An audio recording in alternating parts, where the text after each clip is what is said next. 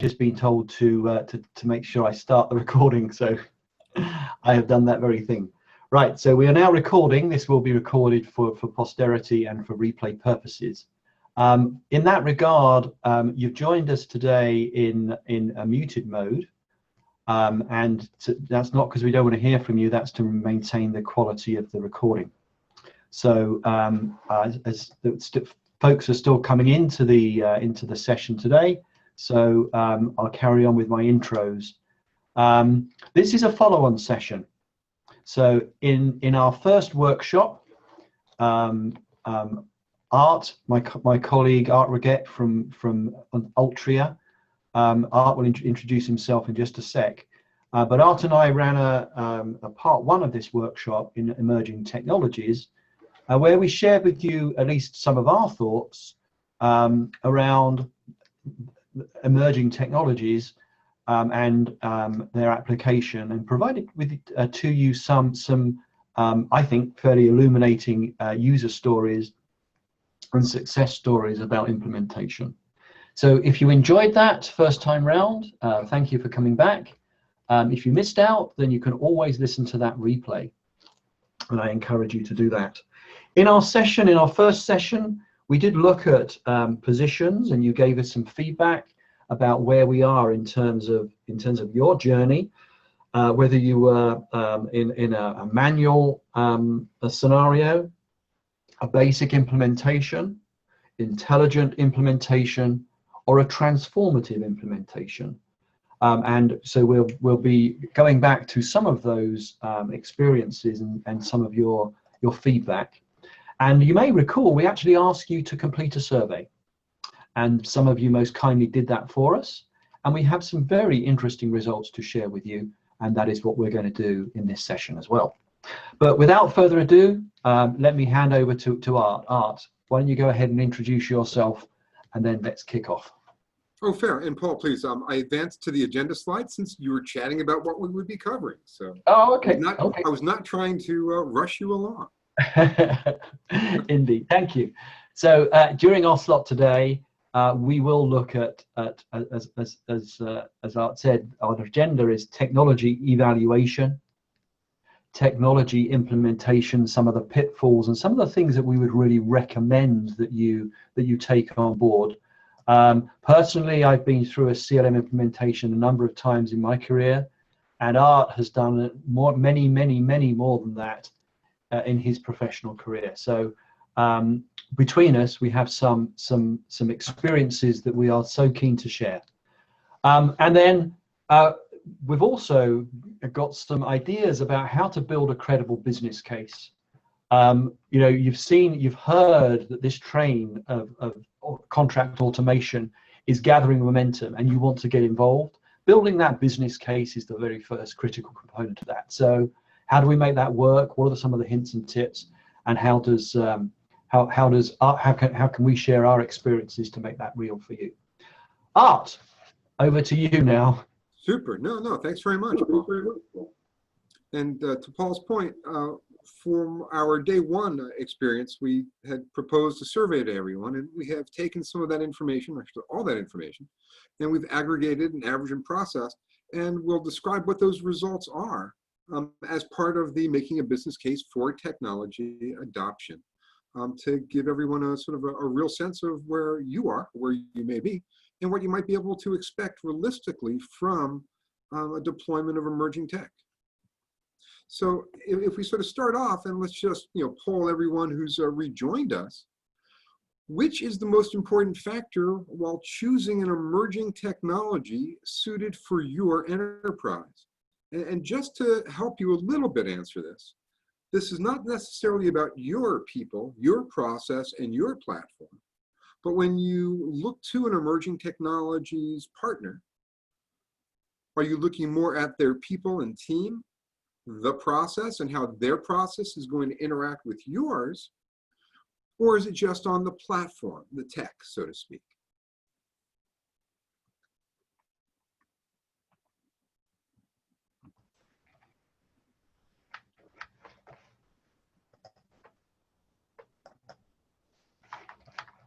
And you know, when we were prepping for this, I was so tempted to put in all the above, because in my humble estimation, it really is.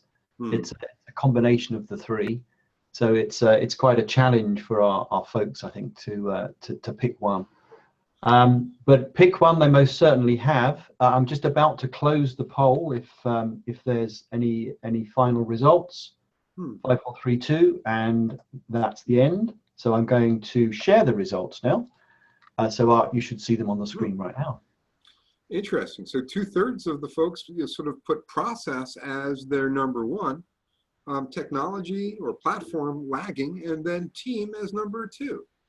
Paul, is this what you would have expected? I'm glad to see that the process was leading the pack, because in my experience, to be successful, applying people and tools around a broken process is simply going to get you a bad result faster. So, you know, focusing energy around the process, engineering a process that is best in class, that is fit for purpose, that does represent and support the operating and commercial models that are in play, that is the smart place to start. I think I certainly concur. Despite being very much a representative and a founder of a company that focuses on platform, when we think about how we work with customers to get them from zero to hero is such a bad pun. But right. How do we get Actually, them? Before we move off, Ricardo makes a great point. It Yeah. should be process. It should be process. But corporate decisions always lean towards the tech. I'm not so sure it's corporate decisions. I think it's the particularly if you've got an engaged IT department, they always sort of laser focus in on the tech. Does it work with our existing tech, for example, rather than really focusing on the front end requirements? What is it that the business needs? Yeah. I don't know about you, but I find that I guess across the implementations that we've done, that when the process is brought forward and owned, or there is a process steward as part of the selection process and part of the implementation process, who adheres the entire project to that initial sort of process diagram, that it has a more likely success ratio.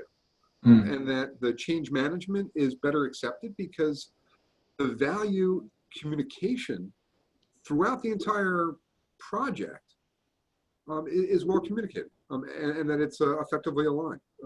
Would you say, based on your experience, that the same has been true? Yeah, I think so.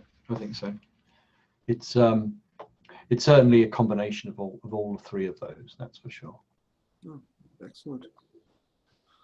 So if I think about some of the holistic requirements or changes for making this process, whether it's people, process, or platform, when we look at aligning people and teams, it's good to ensure that you've got a clear vision internally from a customer or company perspective, but that you've done an inventory of skills and readiness for the change. And change is not always a dangerous 4-letter word.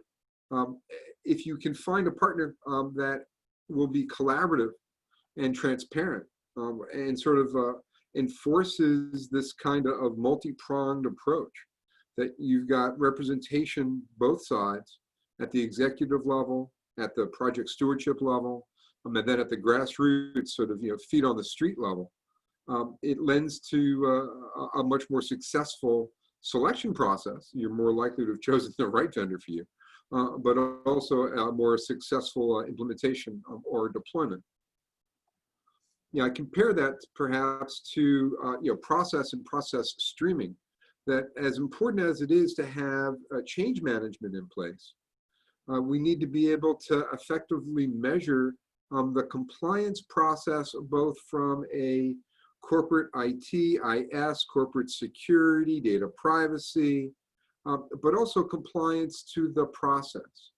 Part of the reason that people choose a contract management or contract lifecycle management solution is to create a more compliant process, even one that is more compliant for outliers.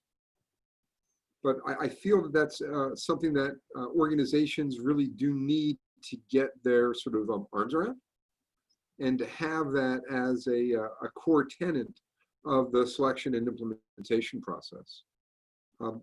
This means, and I think it's something that we find pretty frequently, is that when we first engage with an account or with a company, that we need them to do a quick inventory to make sure that they understand what roles, what permissions, what kind of security, messaging, alerts, sort of the broader part of the communication process in and around the act of contract intake, contract author, contract negotiation, execution. And then almost as importantly, what happens after that contract's been executed? And is there a process set in mind for post-award or post-execution when it comes to managing obligations, tracking entitlements, and making sure that monetization of value is successfully captured? And that these two things are sort of critical and very, very pivotal, on top of the right platform technology. As Paul mentioned, technology is often sort of relegated to the IT guys. That these are check boxes and make sure that it meets. And whether it's security and confidentiality, things that in some large organizations would be the chief security or the chief privacy or even the chief risk officer. There is also that level of corporate IT embracing even a cloud-based solution set that meets their current standards. And from a cloud perspective, there's generally not many standards that need to be met other than security, disaster recovery, resilience, and privacy. What we do see, and I'm sure Paul's got some firsthand experience here, is when the evaluation of artificial intelligence as a component of the emerging technology is done by the IT team. That is where it's good for everyone to roll up sleeves and make sure that there is a business IT alignment when it comes to the expectations from their AI. Yeah, certainly. In my experiences, even a couple of years ago, the application of natural language and machine learning required such a detailed grasp of data science. You needed to understand what the harmonic mean was, what the F1 score was, what the difference between recall and precision was, to be able to make sense of the result and how to get the required result, how to deal with false positives or false negatives in the results in such a way that you needed to be, PhD super scientist, and to expect that sort of capability to be in the heads of a typical contract and commercial management professional was just beyond. That model now has changed though, because the tools have become sophisticated enough to put the control of whether it's right or wrong back in the hands of the expert in the commercial and contract management domain. That's really helped to I wouldn't say sideline the IT team, because bringing them along is, when you're doing a deployment, I've learned personally it's really important to engage with your IT team right at the very beginning, so that the issues that you talked about in terms of security, in terms of disaster recovery, etc., which they are quite correctly concerned about, are taken into account as part of the initial design. But to your point around the application of not just AI, but of technology that supports and meets the business need, you really need to refer that back to the owner of that business requirement for resolution. And that if you fail to do that, then you're going to not deliver a solution that's going to work for that community. In some ways, it's almost that we need to separate certain kinds of decisions back towards the business user when it comes to AI or the machine learning based approach, things that sort of convert the data scientists of 10 years ago into the citizen scientists of today. That's a great word, the citizen scientist. Yeah, you need to be conversant with the technology, but not a data scientist anymore. That's the key. Just one further thought on cloud before we move off. Yes, please. Cloud has won. Cloud has won the argument about how CLM systems should be deployed. Yay, on-premise solutions are dead. Such a good thing. The first system that I deployed, it had to be on-premise because our IT team would not consider a cloud-based solution to be secure enough. Now that thinking has moved on significantly, and cloud-based solutions present to us a huge opportunity in terms of much lower complexity in terms of delivery, particularly in terms of integration into other applications through APIs, and a much lower cost of entry, so that you can dip your toe in that water of CLM deployment without actually having to risk a huge amount of operating capital expense and operating expense. I also find that there's a level of elasticity, and I don't want to say elastic cloud and sort of go down that rabbit hole, but the ability for an organization to no longer be constrained about how many documents I'm going to store. Right? Disk in the cloud is cheap. Sigurity in the cloud is certainly available. The place where we tend to run back to the IT organization is synchronizing things like single sign-on, or providing contract metadata into the operational system for revenue recognition, or for milestone and I'll say obligation tracking. That's where the IT team, more from an application side of things, tends to get involved. And I think less so during the selection process. Yeah, the point made here in the chat, there may be regulatory or other business needs around the cloud solution, but bottom line, if an air-gapped cloud solution works for the Department of Defense in the US, it's going to work for any corporation. This is true. We have found, and a lot of this stems down to, I'll say, national ownership, that there are parts of the world where there's a requirement for data residency, where the data needs to stay within the, I'll say, the four walls, I know that's an exaggeration, of particular countries. And what we see there local is central governments, for sure. And with still buyers. Data protection around GDPR and evolving data standards across the globe. Totally. But so many, I think, GDPR, privacy at the consumer level and even at the corporate level, that I find, to your point, becoming more of an international standard. So there's portability between, for corporates that may not be so evident for central governments. Yep. Spot on. Yeah. Indeed. So, we talk about integrated process platform and the idea of sort of alignment here. When we think about internal team processes, let's sort of look at who suffers the most, or what kinds of challenges are raised when there's not an integrated process platform. So, just take you through a couple of quick case studies, I guess, or use cases. So if we look at Alice, who's counsel, and she's working on contracts 20 to 24 hours a week, so she's fairly dedicated to the task. She might be frustrated by not being able to find sort of standard template, standard form, pre-approved information.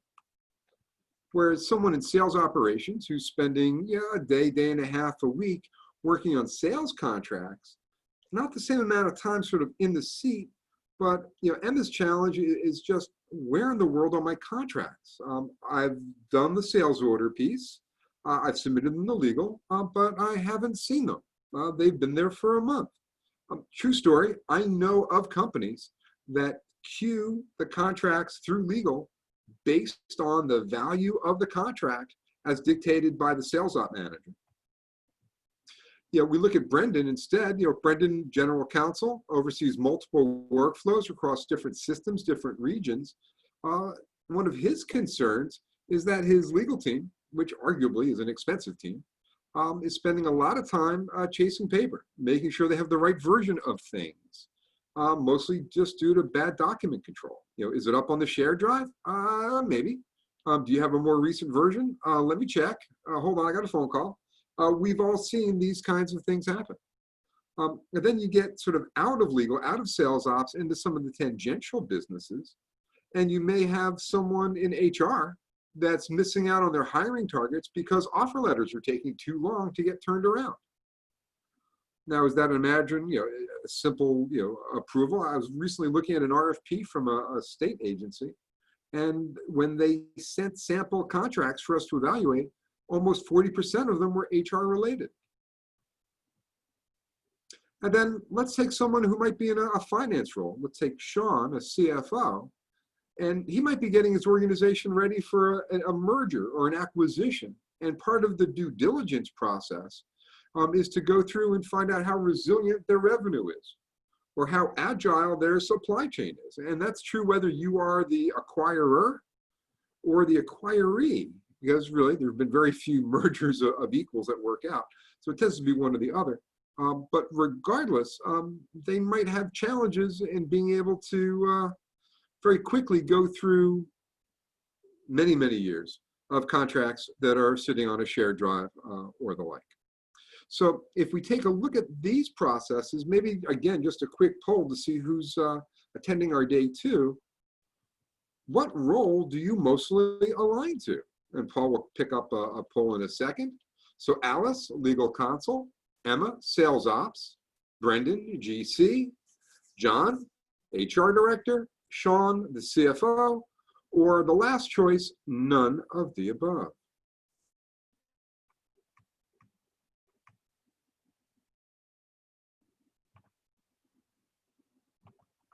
And we'll let the poll run for a minute or two. Now, of course, we asked you to choose one. I'm sure many of you also would have chosen 2, so just choose the one that most likely aligns. And no copying out. Don't choose none of the above.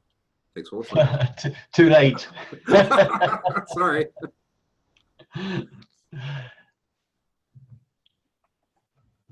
Right, there's we'll just leave it open just for a second. Fair. Okay, so let's bring the poll to a close, and I'll share the results. There we go. So oh, sorry, Paul, go ahead. 40-40, roughly. Legal counsel, well represented today, and then followed by the sales side of the shop. Be interesting to see for the 40% that said none of the above, what category did we miss? I'm going to presume a procurement director or contract negotiator on buy-side contracts. Yeah, that would be a smart guess, but let us know. Let us know in the contract analyst is one of the responses. Ah, perfect. Right. So as we look at the selection of technology, or a selection of emerging technology, to be more specific, with a combination of people, process, and platform, it's always good to know where you're starting from. I think for those of us who caught the innovation session on day 1 from the folks from Northwest University, the students came up with a very brief version of this. But something that might be good for us all to do from an assessment perspective when we're defining our current sort of as-is state is understanding, do you have a platform for handling intake requests, or do you have a process for that? So new contract requests, review of third-party paper, generation of new documents. Do you have a platform that includes standardized templates? Do you have a place to go? Do you have clause library? Is that clause library also available to people who are negotiating in real time? So it's not just during the authoring, but it's when you're looking at what are my alternatives? What are my fallback positions? What's my walkaway? What level of playbook support do you currently have? Many folks have a Word document as a master or an Excel worksheet as a master, and people are copying and pasting. It's good to have that, but is it at hand at all times? Is it part and parcel of the review process, or is it a static document? If it's part of the review process or not, that should sort of flow into the approval process so that people who are reviewing your negotiations, your changes to your contracts, can maybe make immediate suggestions, which is something that you can do in a streamlined, process-driven platform approach. And then think about what it takes to execute an agreement. Oftentimes we worry about getting contracts to the point of signing, but we forget that there is still a window for the signing signature. And many of us are working in regions where electronic signatures are not quite standard. I think that's changing. I think we're seeing global adoption, certainly. But during that execution process, are you able to look at full version history and make those right decisions? And then lastly, once a contract's been executed and it's now day one of the contract, do you have a process? Do you have a way to manage those contracts in terms of their obligations, the entitlements, from day one through the close, the renewal of the agreement itself? So this can help identify where your gaps in the overall process might be. In order to quantify that, if we were looking at sort of moving towards the position of a business case, or at least quantification of a challenge or the problem, it's do some basic inventory, and you might be surprised at how often we'll ask people for these answers and get 3 or 4 answers and 2, gee, don't know, or gee, I have to go find out. The various kinds of contracts that you may need to manage. I mean, we think about buy side, we think about sell side. We often overlook HR. We often overlook intercompany or interdivision agreements, and yet we all tend to have them. The quantity of contracts depends on domain. Buy side, sell side, regional. I know what I have in North America. What do I have in APAC? Don't know. Average value of a contract? Depends on the contract type, of course. And then the aggregate value of all contracts. Buy side, sell side, HR, corporate. And what's the average length? Months, years?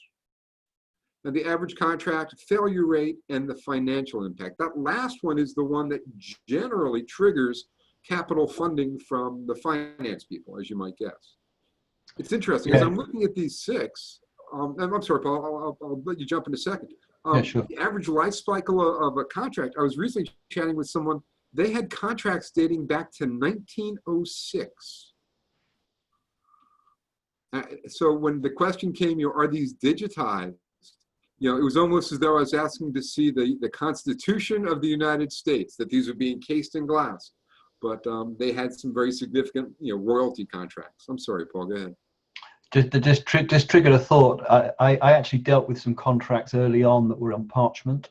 It's like a vellum. They were rolled, and they were digitally scanned and authored, but they went back to the 19th century. Yeah.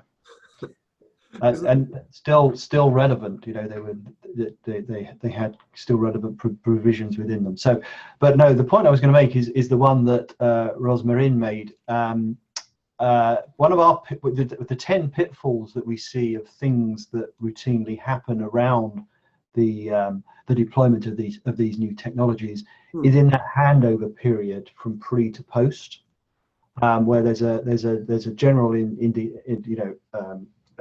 concern just to throw things over the wall. No, don't do that. So to orchestrate that onboarding process between pre and post is often neglected, such as delivering a summary of key contract terms to the people who are to manage the work in life, developing an analyzed obligations matrix which identifies what the key obligations are and timetable and key risks during the negotiation, what the negotiation strategy was and what was given in the dance. Those things are really important to share, and obviously a risk register that for risks that haven't been mitigated or controlled that are passed into the operating teams. So absolutely, that's a key part of managing that, and using the technology to facilitate that knowledge transfer is really, really important.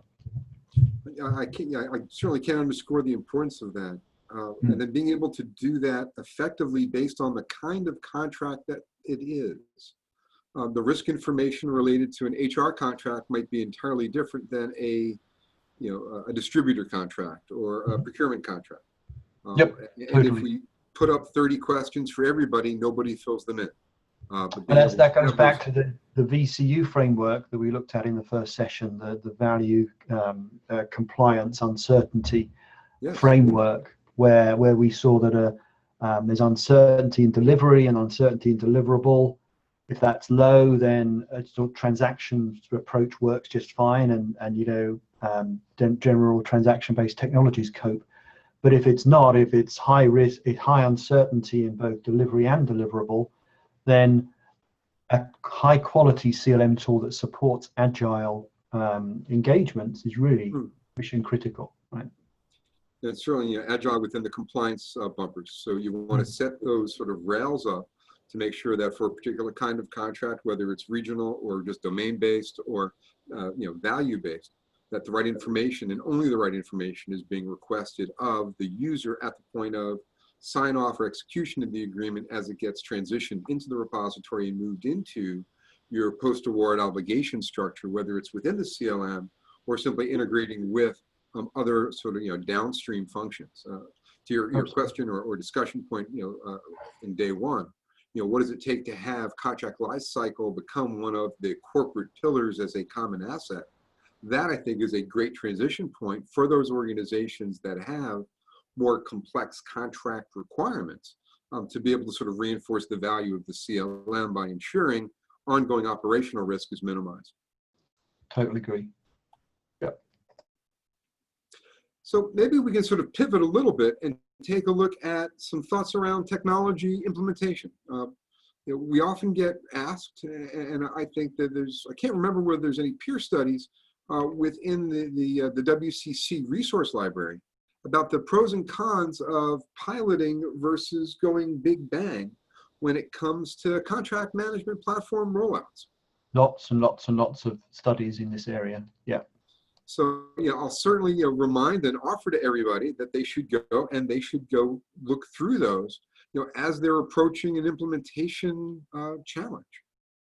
I'll throw up a couple of thoughts or some ideas based on some of our firsthand experiences, and Paul, I'm sure that you'll chime in. If I just make it sort of simple to say, do you want to go a big bang approach, massive rollout, large scale, or do you want to go incremental, agile, pilot? It's not always a black and white decision. I mean, as few things are in life.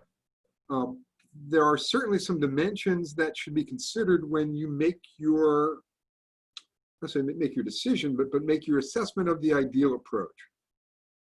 Time, scope, the resources you have, but also the relative risk and rewards of going in either way.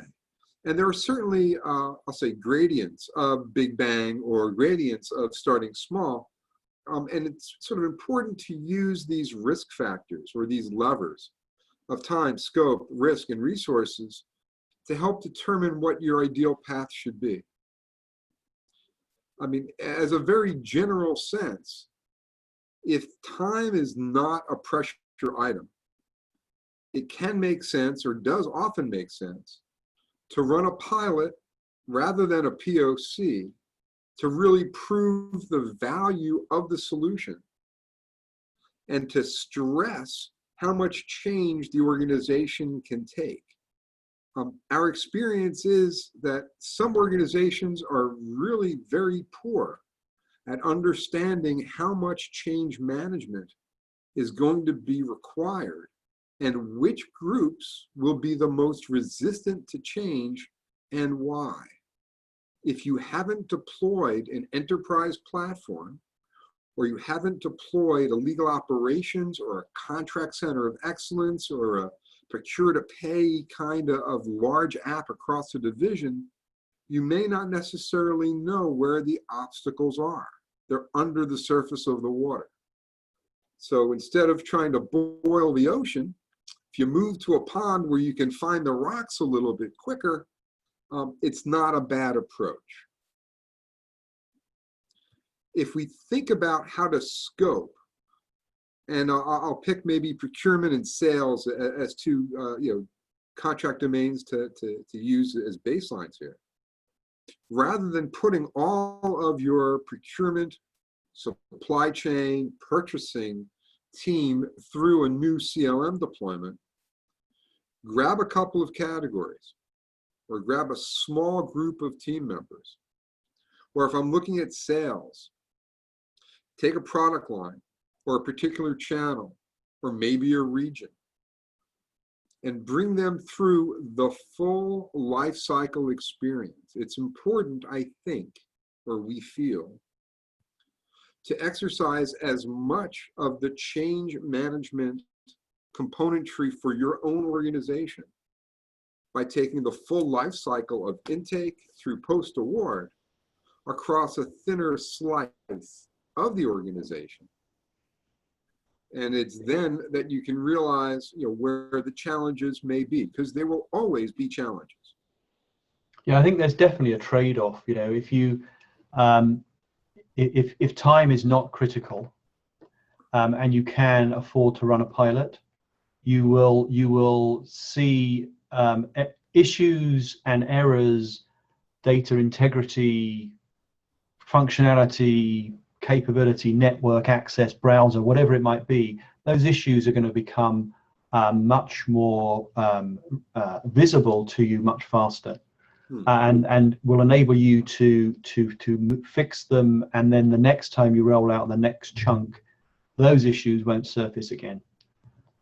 So certainly, I'm much more in the pilot camp than in the big bang approach, given the fact that I've been involved in big bangs, and they tend to bang. Now, having just said that, you're speaking to the COO at World Commerce and Contracting, and we launched a website. We updated our association management system and our learning management system all within the same 24-hour period. That's why I didn't get a lot of sleep that week, because we had to. There was in our circumstance, the platforms were very heavily integrated, and to launch one without the other was certainly not something that was technically tenable. So with that, it's a higher risk strategy for sure, and I would certainly encourage, particularly the successful CLM deployments that I've been involved with, have all been pilot-based approaches, be it a geography, be it a particular division, be it a particular contracting type. These are all valid strategies for deployment when you're going ahead. And rely on your vendor, your service provider who's deploying the technology alongside you. They've got shed loads of experience of doing this. And if they're starting to advise you to do pilots and consistently and coming up with ways of doing it, then do listen to what they're sharing. I think one of the things, speaking more from that, from a platform or a vendor perspective, is make sure that as you're doing your selection process too, that the reason to run a pilot is to manage the change, not to manage the technology deployment. That's why I think it is important when you do pilot to pilot the full spectrum, if at all possible. Yeah. Because that'll also give you a sense as to what other componentry you may have overlooked during your own inventory. Two quick stories.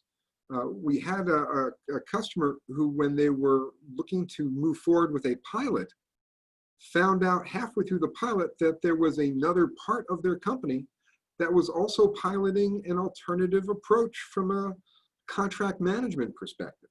For them, it was platform in-house versus a managed service solution.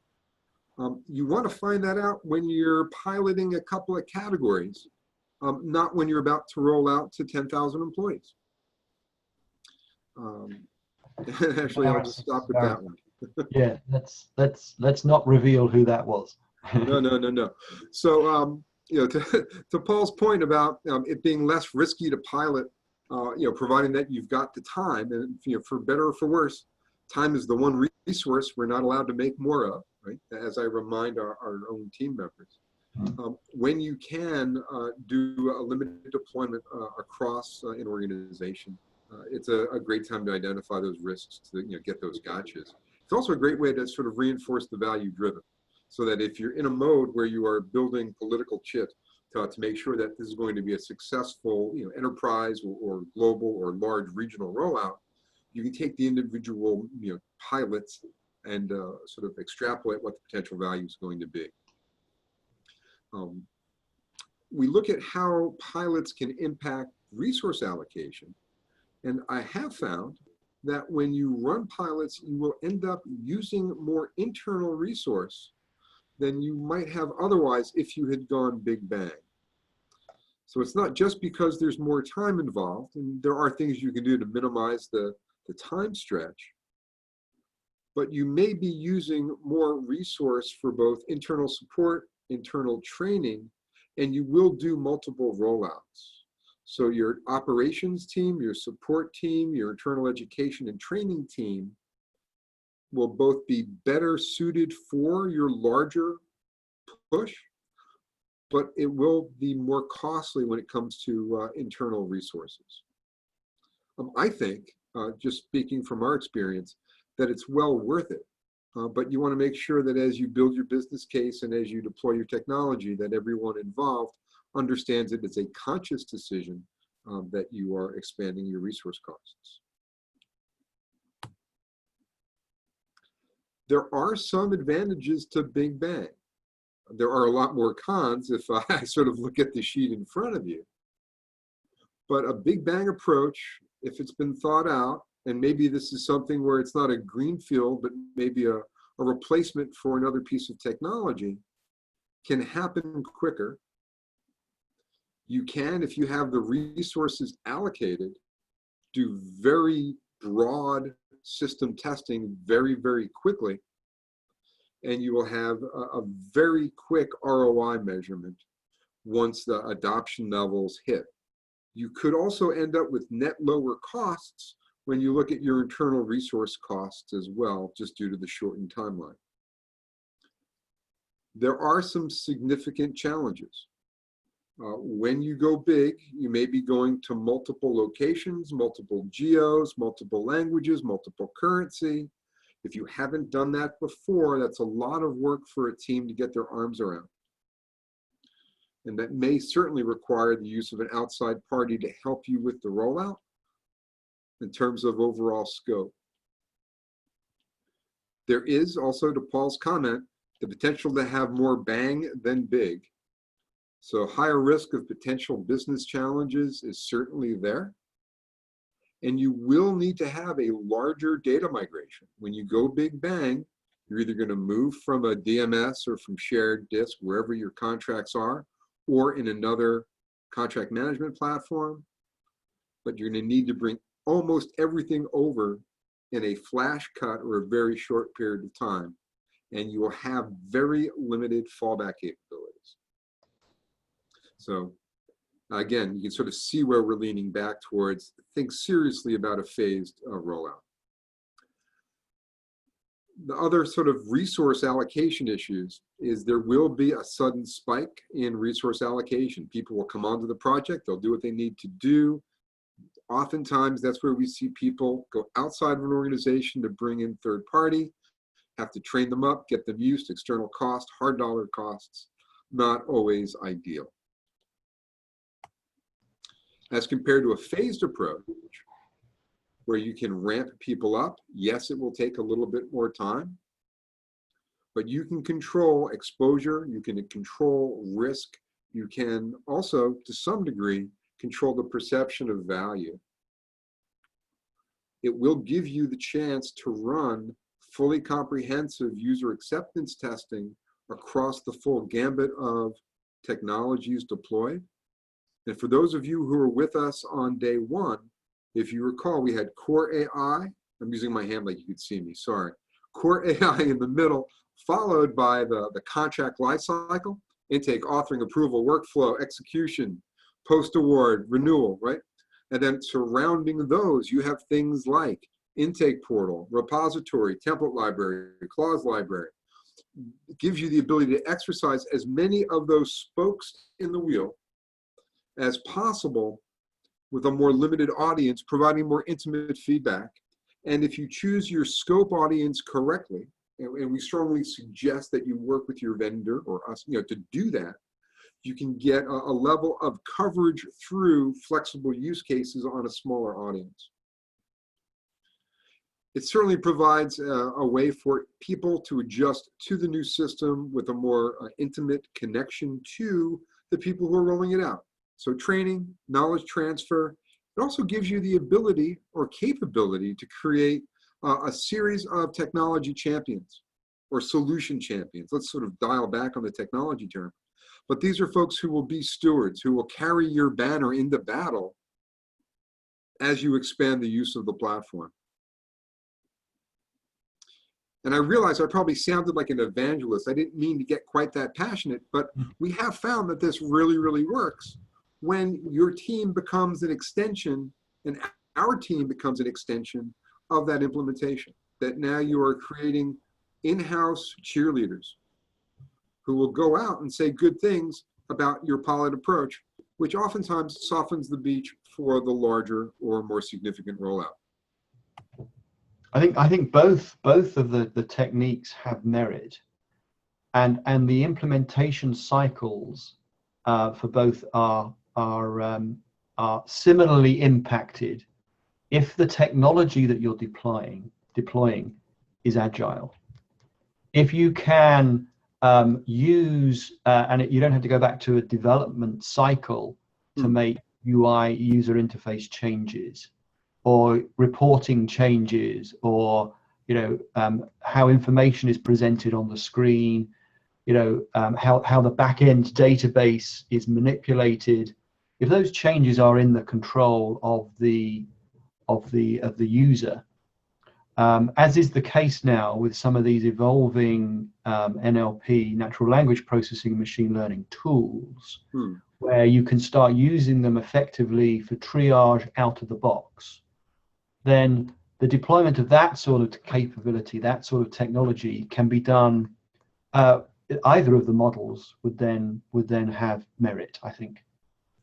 Now, you raise a really good point, Paul. So, if contract analytics, leveraging AI, can help triage and prioritize in a pilot mode or in the sort of the larger Big Bang mode, you have directional value at the onset. You know where you're going to get best value through increased compliance or increased analytics or mitigated risk. And you can almost start to work on some of that, dare I say, while you are deploying the CLM. Exactly. No, that's a great case. Just doing a quick time check. I think we are good for another 45. No, another. Yeah. Yeah, we need to be finished at 12:45 Eastern. Perfect. So as we move forward into making a business case for technology, and here too, we'll take a look at some of the aggregate and average survey results from our earlier sessions. This was a result of the survey that we asked everyone to take, and we'll combine in some of these slides also the APAC sessions that we're running in parallel. So the numbers that we see on screen, and you'll see a survey link here as well for anybody who did not fill it in. And I will go ahead and hit the chat button here if I hit it right. And I'm just going to ignore all the questions because Paul's been doing such a great job in moderating those. And I simply blasted to everybody this link for anyone who wants to fill in the survey again, or not to get voted twice, but anybody who didn't fill one in on our earlier session, please do. These are average and mean based numbers across the daytime session from Monday. So EMEA and Americas team. Average manpower reallocation from a survey based on leveraging CLM and contract analytics was $5.2 million US in the first year. This is, and we'll get into some of the meat as to where that came from. So effectively what we're talking about is deploying a streamlined contract lifecycle platform. And we'll see some numbers in the next 1 or 2 slides that'll show with or without the artificial intelligence components around contract analytics and third-party paper parsing, generated across the first day attendees. On average, per attendee would be $5.2 million. First year savings effectively in supply chain of $8.6 million. Process and compliance savings of $18 million. With a total, this is total? No, this is average saved by company of 37,000 hours, man hours saved. If we look at sort of the relative savings of just the CLM versus the CLM plus the AI parsing, we're looking at 22.9% manpower savings due to the contract platform, and an additional 31.6% savings in manpower tied to the AI engine Altria Orbit. And to remind folks, we've got a question that's come in around the numbers. Perfect. So these are based on the responses that were provided on Monday. They are, and just for Europe, sorry, EMEA and the Americas attendees, yes. Right. So for those in the workshop that was the sister one of this one, but these are averaged across the respondents. Correct. So on average, a corporation in the survey would see a benefit of a little over $5 million as a result of manpower reallocation with the deployment of a CLM tool. Is that the correct interpretation? That is exactly the correct interpretation. And for anyone sort of, and hey, we're all numbers guys. So if we notice here on the data provided square, these are the average numbers based on those survey respondents. So the average said they had, on average, 30 non-attorneys, 73 attorneys, 113 sales associates, and 72 others, which is likely includes procurement contract management folks. So that's very interesting. So the average corporation size was a $4.3 billion corporation. So use that as your yardstick. I mean, if you're a half a million corporation, then obviously you're not going to see $5.3 million worth of improvement in manpower allocations. But it's prorated. It's probably not a bad yardstick. Based on our research at IACCM, typically from the 10 pitfalls research, you may have heard the 9.3% top line revenue gets left on the table every year as a consequence of ineffective contract and commercial management. Now, not all of that will drop down to the bottom line, but even if half of that does, that will almost certainly provide the nucleus of a business case to quantify or to support the deployment of a fully featured CLM product. And there are many other CLM products with not such fancy features that are, I wouldn't say cheap as chips, but certainly are very cost-effective, cloud-based. Some limitations in terms of features and function, but certainly much lower deployment costs than some of the flagships. So now is the time to make these investments. That is the return on investment is material, and it occurs in those areas in terms of manpower savings of improved management in the supply ecosystem, and in terms of overall hours in the process.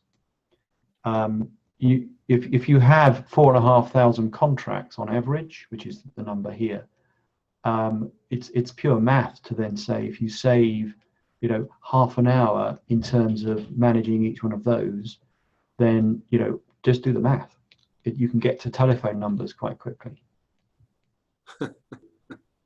No, that's a very valid point. So we will certainly share the results of the survey in more depth after the event for anyone who's interested. But again, these were based on just an Excel sheet that I have as backup, straight survey numbers, and then the good old AVG function to run some of these totals that we're seeing. To give a slightly more detailed level, and by the way, just some data points here. 23% of the contracts on average were set for auto renew, and 31% of contracts per year were sort of renegotiated every year. So I'm just sort of curious, and people can answer or throw some chat up. to say whether or not those are indicative of themselves.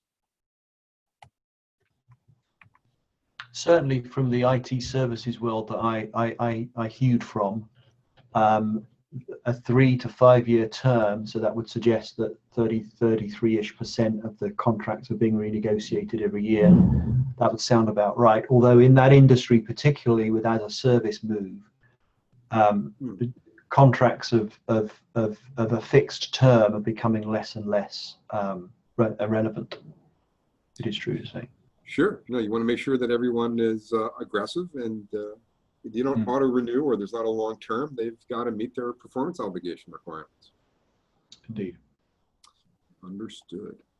So to break out some of those cost savings a little bit more, and these are based on this is based on the Altria's cost savings calculator. What we've seen historically, based on the total number of manpower hours put in through the survey, is that the savings themselves can be broken out across the life cycle. And this is an approximation, actually, it's not even an approximation. This is based on prior algorithm to say, where will those savings come from?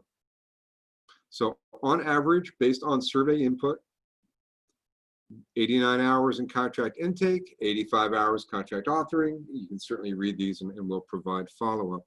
But gives you a sense as to how we are generating almost 91,000 hours in savings, right?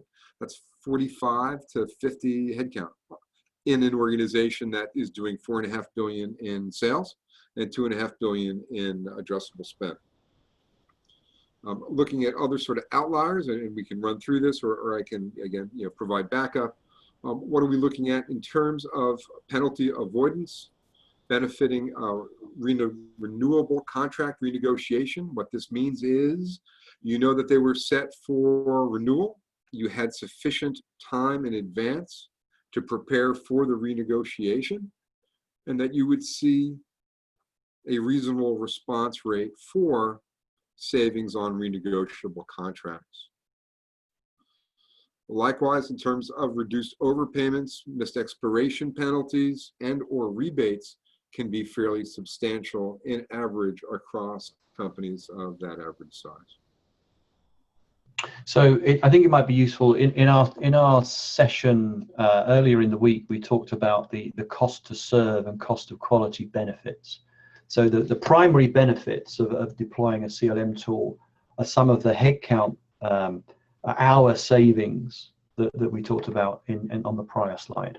Those cost to serve benefits are real, are measurable and quantifiable, and support a business case. In my experience, though, it's these cost of quality benefits that Arthur's talking about here that really knock it out the park. These can be orders or orders of magnitude greater than the actual benefits from the savings of people. And my advice is don't hook on the people savings, because your finance guys are going to say, okay, so tell me who you are going to fire then to release that headcount. That's not the argument. The argument is these professionals who are currently performing transaction-based tasks will be released so that their focus can be on driving these sorts of benefits, because it takes time, it takes innovation, it takes human engagement and understanding, and it's a much more rewarding role than the one they're currently performing. So you see how these this is supported by the research that we've done within world commerce and contracting, that is engaging to deploy technology to drive out people in that transaction space, to free them up to perform and drive these secondary and tertiary benefits, these cost of quality benefits. That's where the real prize is. C-suite get that. It's taken a while, but I think the word is out there now. And that's why they're so engaged in looking at the CCM discipline as a change agent within their corporation, and the application of technology in this space particularly. Yeah, I think very much to your point, Paul, if you reallocate folks from, I would say, the drudgery but get them into the value add position of, you're just looking at these two, savings from renegotiation on auto renew or savings on vendor and contract consolidations. This is, you know, significantly skilled. This requires experience, requires knowledge of the category or the domain or the geography. But to be able to, you know, combine, this is a little bit over $7 million. You know, $1 million here, $1 million there, pretty soon you're talking about real money. So it's a great reallocation exercise.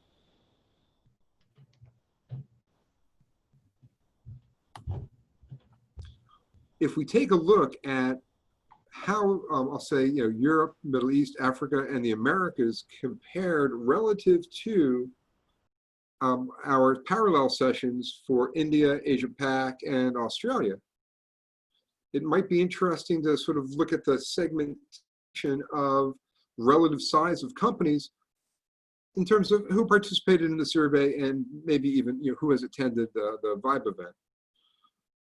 What we're seeing almost across the board is that we have slightly, if not significantly, more compact organizations in Asia Pac, India, Australia, New Zealand, whether it's headcount in terms of number of attorneys, non-attorneys, sales users, but also in terms of just revenue and outlay.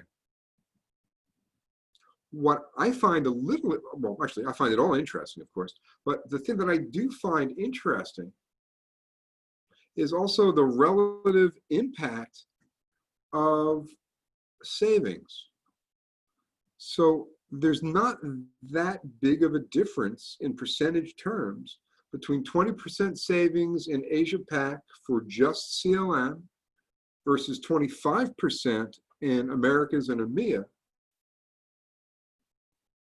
as there is in the percentage of average revenue size, right? So 1.5 billion in APAC, 4.3 in EMEA Americas, yet you know, savings potential in terms of process and compliance is about a 5% difference.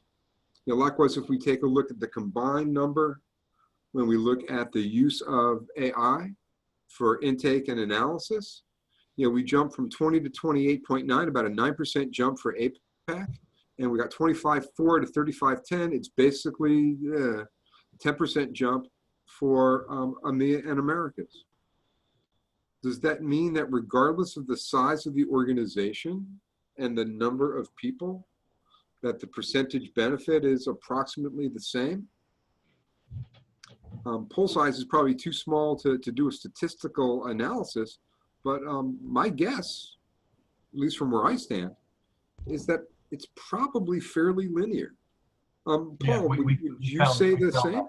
Yeah, we found that certainly in the 9.3% survey. A key determinant actually was the segment in which the corporations were operating. So for example, in capital intensive oil and gas, IT infrastructure, the benefits of deploying effective CLM capability were actually much higher, maybe tending towards these sorts of levels. Okay. If you looked at, say, a people-oriented business like consultancy, then the benefits were in the 4 to 5% range. But still, you know, a 4 to 5% of a $3 to $4 billion turnover is a good night out, right? That's definitely worth having. I'm gonna start hanging out with you. You've got much nicer nights out than I do, I tell you. But very good point. If we look at just sort of the straight company size comparison here, between companies that are under 2 billion USD in size and companies that are over 2 billion. So this is regardless of the regional and really focused on the size of the organization.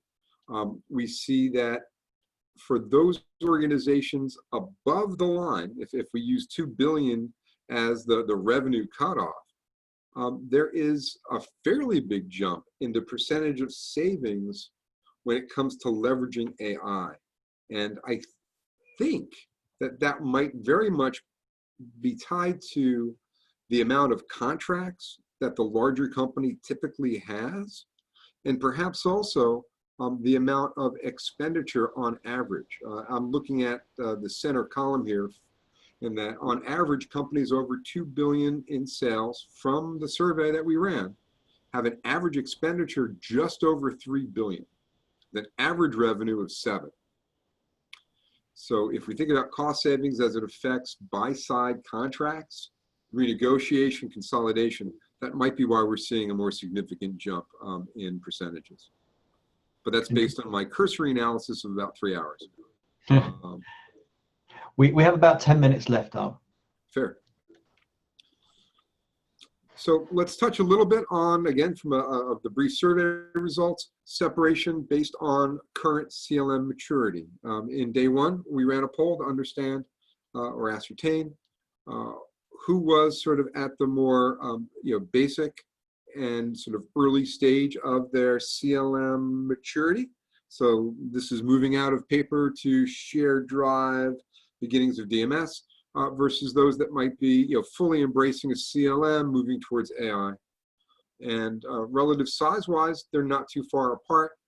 What I think, though, is certainly evident is there's a much larger percentage of savings being driven at the low maturity companies than the incremental gains from those that are more mature. So we'll dive a little bit more into that probably in a future study, but it's interesting to see that those organizations that are just embarking on their journey have the most room to improve. Maybe that's just the takeaway here, and that those who have already started may have had simply a net gain that was a little bit less.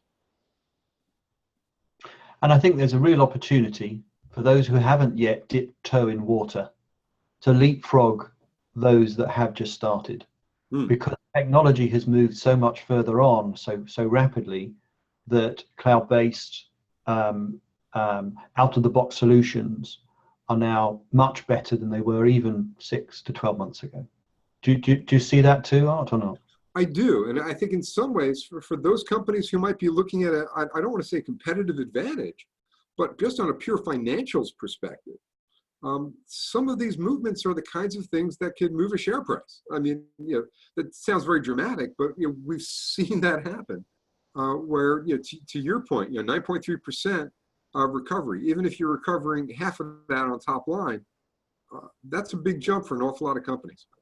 Indeed, particularly in the current circumstances. Yeah, no, totally.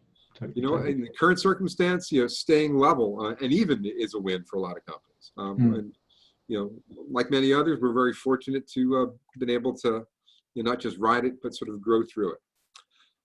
Since I've been given the 10-minute warning, or at this point now about 5, let me just touch at a very high level, and we'll provide content, of course, as everything is available on the replay, for some of sort of the financial and non-financial benefits that we've seen when it comes to emerging technology deployment. Some of the non-financials, just to touch at a very high level, is with analytics, you have predictive risk capabilities, and you can analyze it and get in front of potential challenges. You have the ability to sort of extend your framework into other organizations, allowing people at the edge of your organization to work with your trading partners and streamline access and information, and therefore sort of inherited value through the use of intake portals that are AI enabled. Being able to run trend analysis and reporting on per contract performance, not just obligations, which are incredibly important, but also entitlements, which in today's world of cash liquidity being king, I'll argue is almost more important than obligation, unless those obligations are tied to entitlements. And then our risk rating and risk performance on a contract by contract basis down to the individual milestones. And having instant access to this kind of information helps your organization maintain as agile of a supply chain as possible during and I've been trying not to use this phrase the entire week, these unsettled times. Being able to have all of this in a self-service mode, to Paul's comment earlier, being able to add obligations, to add milestones, to track entitlements, to give access from your platform to the revenue team, the treasury team, the finance team for managing entitlements, for revenue recognition rules, to manage ASC 606 compliance. These are the things that help elevate a contract platform to a core pillar of IT operations for an organization.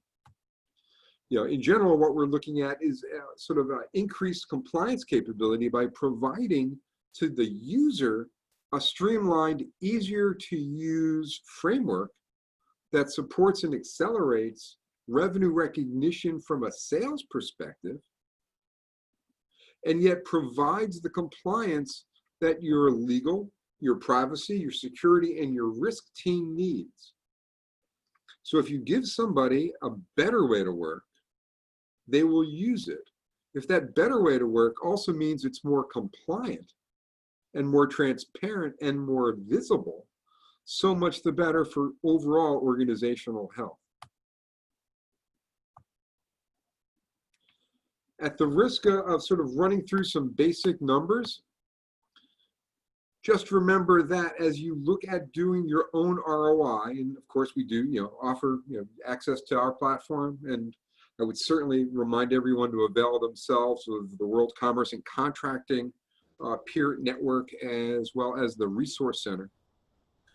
Ensure that as you look at basic labor savings and sort of how you can make people, I don't say make them do more with less, but the expectation is based on research that not only can you reduce operational costs, but you can reallocate and should reallocate people towards more value add, more complex tasking.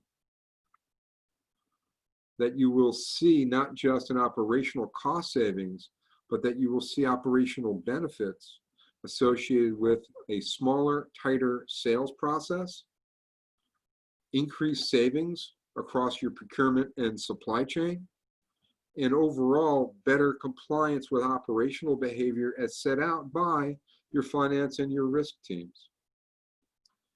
In a market as we are approaching, where revenue will be slow for many, being able to accelerate your sales process when the time is right and reducing your days sales outstanding by as much as 20% can make a material difference during a relatively slow revenue cycle, which I think a lot of us are expecting for at least the first half of 2021. Further, I think that you can create a level of analysis to ensure that your revenue is resilient, and that for those opportunities, those deals that you sign, where you don't have resiliency baked into your contracts, that you will be able to not just take advantage of the standard sort of upsell, cross-sell for existing customers that we value from a CLM, but also being able to ensure from an analytics perspective that those contracts that may not be due for renewal can be analyzed, highlighted, and amended to increase the resiliency of that revenue for a longer period of time.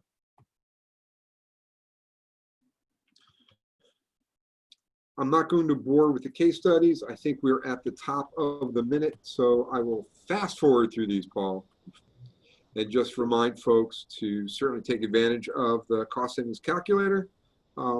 I did throw up the survey in the current chat window, and I will open it to questions. Yeah, we probably have time for one question or an observation. So whoever gets there first wins the race. And if there are no questions, I don't see anything appearing.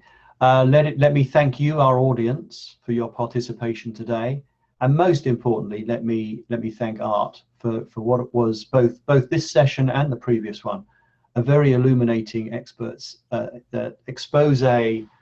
the evolving technologies that are available to us in the contract and commercial management discipline. So Art, thank you so much indeed, and to our audience today, thank you for your attention. Do enjoy the rest of the summit. Thank you, guys. Take care. Bye-bye. Thank you, Paul. Thank you, everyone else. Bye-bye.